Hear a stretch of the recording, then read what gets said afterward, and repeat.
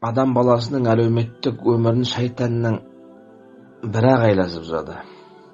Мүмин адамның бір ғана айыбын асырып, бүкіл жақсылықтарын жасырады. Шайтанның бұл айласын тыңдаған ынсапсыз жандар мүмин бауырына өшпенділік ойлайды. Хақ тағала ақырет күнінде өзіндік ұлы таразысымен нағыз әділ түрде адамдардың іс-әрекетін таразыға тартқан кезде қайырлы істері күнәларынан басым түсуіне немесе кем болуына қарай үкім шығарады. Яғни күнәнің мүлдем жоқ болдығына қарамайды екен. Біз пендеміз, әрқашан күнә жасап қоямыз. Сауапты істердің көп болғанына қарайды екен. Күнә болады, бірақ сауапты істер одан көбірек болатын болса, жаратушымыз өз мейір шапағатыменен күнәларын кешіріп жәннатына кіргізеді екен. Сонымен қатар дүниеде жамандыққа итермелейтін себептер көп және жамандық жасау оңай. Сондықтан кейде бір ғана жақсылық көптеген күнәні жуып кетеді.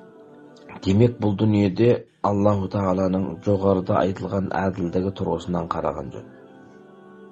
Егер бір адамның жақсылықтары жамандықтарынан саны немесе сапасы жағынан басым болса, ол адамды құрметтеп, өте маңызды бір ғана жақсы әрекетін бағалап, кемшіліктеріне кешіріммен қарау керек. Сонда ғана бір-бірімізбен шынайы бауыр бола алады екенбіз. Алайда адам баласы болмысындағы залымдығынан, пендешілігінен, шайтанның алдауына еріп, адамның бір ғана кінәсіне бола 100 сауапты ісін ұмытып кетеді. Мүмин бауырына өшпенділік жасап күнәға батады. Мысалы, кішкентай ғана шыбынның қанаты адамның көзін жауып, алып тауды да бүркіп көрсетпей тастайды. Адам баласының арам пиғылы да шыбынның қанатындай кішкентай қателіктерді теріп, соның кесірінен таудай жақсылықтарды ұмыттырады. Мүмин бауырына дұшпан болады, қоғамдық өмірдің шырқын бұзушылардың қолшоқпарына айналады. Мысалы, бір кемеде 10 адам бар. 9-ы өте жақсы, керемет, жақсы адамдар, біреуі залым.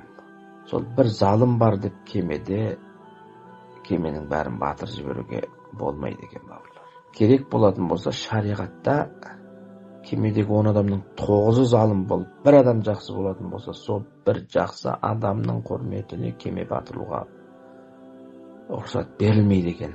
Ал енді біздер не істеп жүрміз? Мұсылман бауырымыздың бойында 9 жақсы қасиеті бар. Бір ғана қателігінің себебіменен онымен араласпай, оған жоламай, керек болатын болса жамандап, ғайбаттап, онсыз да әлсіреп жүрген мұсылмандарды әлсірете түсіп, шайтанның қолшоқпарына айналып, исламға пайдамыз емес, зиянымыз тигізіп жүр екенбіз да. Қазіргі кезде 21-ші ғасырда бірлік деген нәрсе өте қажет қой. Егер бірлік болмаса, біз әлсіреміз. Әлсірегеннен кімге пайда? Соны ойлау керек та. Қазақта жақсы сөз бар ғой, туыспа дейді. Туысқаннан кейін сөз қуыспа. Мұсылман болдық па? Туыс болдық. Енді сөз қуыспай, исламға қолымыздан келгенше қызмет етіп кетуіміз керек екен да бұл дүниеде. Мүмкіншілік беріп тұрғанда, ал бір-бірімізді жамандап, айыбымызды ашып, бір-бірімізге айдап салғанда не ұтамыз?